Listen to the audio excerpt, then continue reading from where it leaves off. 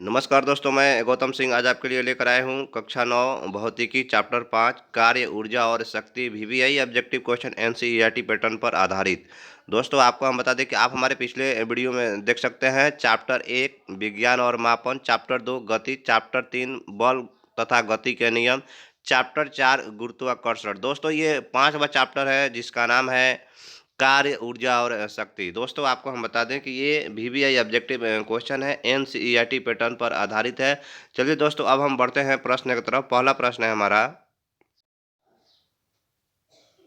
दोस्तों, पहला प्रश्न है कमनीदार घड़ी में संचित ऊर्जा क्या होती है? कमनीदार घड़ी में संचित ऊर्जा स्थितिज ऊर्जा। तो दोस्तों, आपको हम बताते हैं स्थितिज ऊर्जा क्या है। किसी वस्तु की स्थिति तथा आकार परिवर्तन के कारण कार्य करने की क्षमता को हम स्थितिज ऊर्जा कहते हैं। दोस्तों, स्थितिज ऊर्जा को हम ई और पी से सूचित करते हैं, यानी ई पी। तो दोस्तों, हमारा हो जाता है एम जी एच फार्मूला होता है स्थितिज ऊर्जा का। और दोस्तों, इसके बाद है हमारा इसमें गतिज ऊर्जा। तो गतिज ऊर्जा क्या है दोस्तों, आपको हम बताते हैं। किसी वस्तु की गति के कारण जो कार्य करने की क्षमता होती है उसे गतिज ऊर्जा कहते हैं। दोस्तों, गतिज ऊर्जा को ई के से सूचित करते हैं। इसका दोस्तों फॉर्मूला होता है half M V square. Half M V square. दोस्तों, कमनदार घड़ी में संचित ऊर्जा की बात कर रहा है। यहाँ ऑप्शन नंबर सी है परमाणु ऊर्जा, ऑप्शन नंबर डी है रासायनिक ऊर्जा। तो दोस्तों, यहाँ पर कमनदार घड़ी में संचित ऊर्जा जो है वो स्थितिज ऊर्जा होती है। हमारा आंसर हो जाएगा ए नंबर। बढ़ते हैं अगले प्रश्न की तरफ। अगला प्रश्न है हमारा, ऊपर उठाई गई हथौड़ा में स्थितिज ऊर्जा है, गतिज ऊर्जा है, कोई ऊर्जा नहीं है, दोनों प्रकार की ऊर्जा है। तो ऊपर उठाई गई हथौड़े में स्थितिज ऊर्जा है। हमारा आंसर हो जाएगा ए नंबर। बढ़ते हैं अगले प्रश्न की तरफ। अगला प्रश्न है, पटना के गोल घर पर एक लड़का बैठा है। उस लड़के के पास क्या है? स्थितिज ऊर्जा, गतिज ऊर्जा या दोनों ऊर्जा है, कोई ऊर्जा नहीं है। तो दोस्तों, उसके पास भी आपको स्थितिज ऊर्जा है। हमारा आंसर हो जाएगा बी नंबर। बढ़ते हैं अगले प्रश्न की तरफ। अगला प्रश्न है, एक उड़ते हुए विमान में कौन सी ऊर्जा होती है? केवल स्थितिज ऊर्जा होती है, केवल गतिज ऊर्जा होती है, स्थितिज ऊर्जा और गतिज ऊर्जा दोनों होती है, कोई ऊर्जा नहीं होती है। दोस्तों, आपको हम बता दें, उड़ते हुए विमान में उसमें स्थितिज ऊर्जा और गतिज ऊर्जा दोनों होती है। हमारा आंसर हो जाएगा सी नंबर। बढ़ते हैं अगले प्रश्न की तरफ। अगला प्रश्न है, अगर किसी वस्तु का वेग दुगुना हो जाता है, मतलब वेग उसका दुगुना कर दिया जाए किसी वस्तु का, तो उसकी गतिज ऊर्जा क्या होगी? आपको बताना है। दोस्तों, आपको हम बता दें कि अगर किसी वेग को आप दुगुना करते हो, आपका फॉर्मूला होता है हाफ एम वी स्क्वायर। तो वेग दुगुना होगा, इसका मतलब है कि आपका गतिज ऊर्जा जो है आपका चौगुना हो जाता है।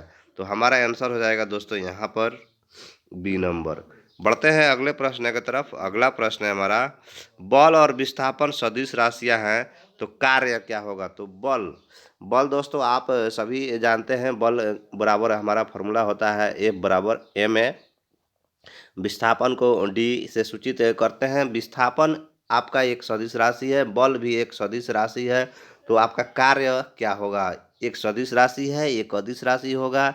न तो सदिश होगा न अदिश होगा, केवल एक संख्या होगा। तो सबसे पहले कार्य के बारे में हम बात करते हैं। अगर किसी वस्तु पर लगा हुआ बल वस्तु को अपनी दिशा में विस्थापन में विस्थापित कर दे, यानी परिवर्तन ला दे उसमें, तो उसे हम कार्य कहते हैं। दोस्तों, कार्य बराबर हमारा फॉर्मूला होता है आपको W बराबर F into S. F into S यानी force into displacement F M M. दोस्तों, आपको हम बता दें कि बल और विस्थापन सदिश है, तो कार्य जो है हमारा कार्य एक अदिश राशि होगा। हमारा आंसर हो जाएगा बी नंबर। बढ़ते हैं अगले प्रश्न की तरफ। अगला प्रश्न है हमारा, जूल का मात्रक क्या है? जूल का मात्रक है कार्य और शक्ति का, शक्ति और ऊर्जा का, कार्य और ऊर्जा का, बल का। तो जूल किसका मात्रक होता है ये आपको बताना है। दोस्तों, आपको हम बता दें, जूल जो है आपको कार्य और ऊर्जा का मात्रक है। हमारा आंसर हो जाएगा सी नंबर। बढ़ते हैं अगले प्रश्न की तरफ। अगला प्रश्न है, शक्ति का मात्रक है न्यूटन, किलोग्राम, वाट या जूल? दोस्तों आपको हम बता दें शक्ति का एसआई मात्रक होता है वाट। हमारा आंसर हो जाएगा यहाँ पर सी नंबर। बढ़ते हैं अगले प्रश्न की तरफ। अगला प्रश्न है संपीड़ित कमानी में धारित ऊर्जा है गतिज ऊर्जा, स्थितिज ऊर्जा, ध्वनि, इनमें से कोई नहीं। संपीड़ित कमानी में धारित ऊर्जा है दोस्तों, आपको हम बता दें धारित ऊर्जा स्थितिज ऊर्जा। हमारा आंसर हो जाएगा बी नंबर। बढ़ते हैं अगले प्रश्न की तरफ। अगला प्रश्न है किसी पहाड़ी पर चढ़ती हुई कार में होती है केवल स्थितिज ऊर्जा, केवल गतिज ऊर्जा, गतिज ऊर्जा तथा स्थितिज ऊर्जा दोनों, न तो गतिज ऊर्जा और न ही स्थितिज ऊर्जा। तो दोस्तों आपको हम बता दें कि गतिज ऊर्जा और स्थितिज, जब भी आप पहाड़ पे चढ़ते हुए या जहाज को उड़ते हुए देखते हैं तो उसमें दोनों ऊर्जा होती है, गतिज ऊर्जा और स्थितिज ऊर्जा। हमारा आंसर हो जाएगा सी नंबर।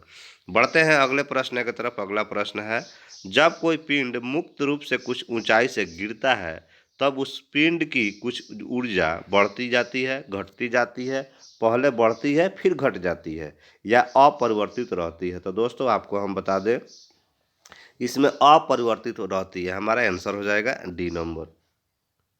बढ़ते हैं अगले प्रश्न की तरफ। अगला प्रश्न है हमारा जब किसी पिंड को ऊपर की ओर फेंका जाता है तब वह जैसे जैसे ऊपर की ओर जाता है उसकी गतिज ऊर्जा में कमी होती है, उसकी गतिज ऊर्जा में वृद्धि होती है, उसकी स्थितिज ऊर्जा की कमी होती है, उसके किसी प्रकार की ऊर्जा में परिवर्तन नहीं होता है।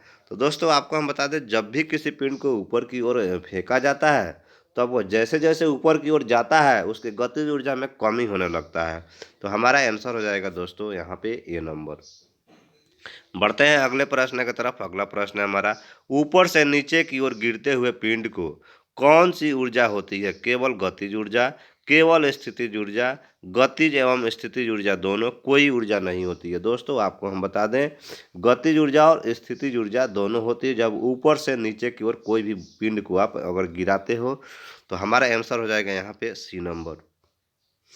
बढ़ते हैं अगले प्रश्न की तरफ। अगला प्रश्न है हमारा ऊर्ध्वा परत नीचे की ओर गिरते हुए क्रम में किसी पिंड की ऊर्जा का रूपांतरण होता है गतिज ऊर्जा से स्थितिज ऊर्जा में, स्थितिज ऊर्जा से गतिज ऊर्जा में, स्थितिज ऊर्जा से विद्युत ऊर्जा में, ऊर्जा का रूपांतरण होता ही नहीं है। तो दोस्तों आपको हम बता दें यहाँ पर हमारा आंसर हो जाएगा ऊर्ध्वा परत नीचे की ओर गिरने के क्रम में किसी पिंड की ऊर्जा का रूपांतरण जो होता है वो स्थितिज ऊर्जा से गतिज ऊर्जा में होता है। हमारा आंसर हो जाएगा बी नंबर। बढ़ते हैं अगले प्रश्न की तरफ। अगला प्रश्न है किसी वस्तु पर आरोपित बल F, बल की दिशा में वस्तु का विस्थापन S, संपन्न कार्य W हो तो निम्नलिखित में कौन सा सही है। तो दोस्तों आपको हम बता दें कि आप जानते हैं आरोपित बल F बराबर हमारा होता है W इंटू एस, यानी कि W इंटू एस।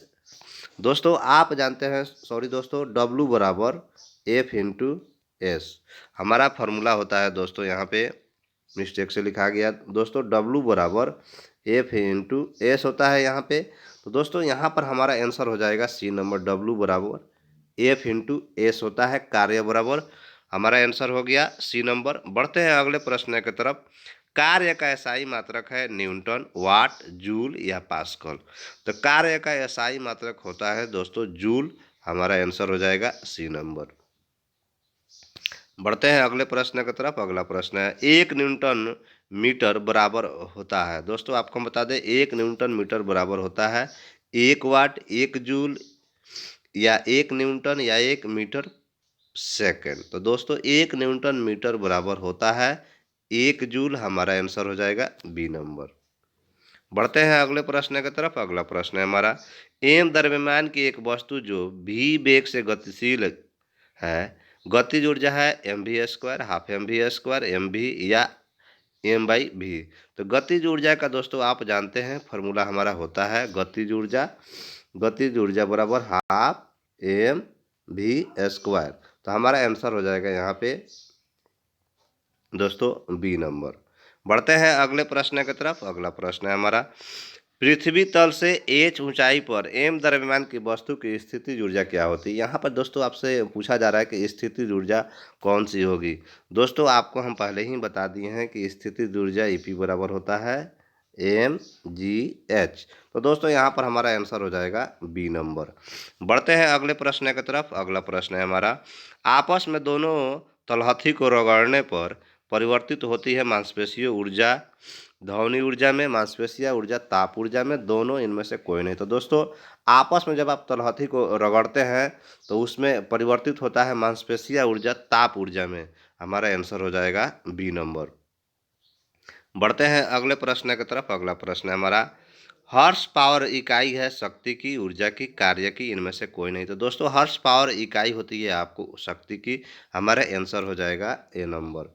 बढ़ते हैं अगले प्रश्न की तरफ। अगला प्रश्न है हमारा, एक हॉर्स पावर बराबर होता है 746 वाट, 476 वाट या 674 वाट, इनमें से कोई नहीं। एक हॉर्स पावर बराबर होता है दोस्तों 746 वाट। हमारा आंसर हो जाएगा ए नंबर।